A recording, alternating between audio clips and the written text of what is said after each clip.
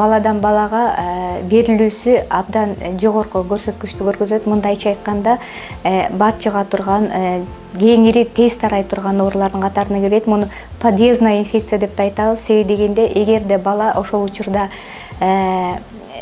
ошол подъездде бир бала оорусо, ошол этажда жашаган балдардын баары тең ушул оору менен ооруп калыш мүмкүнчүлүгү бар да. Себеби ушундай бат тарай турган, аба аркылуу бат тарай турган оорулардын катарына кирет.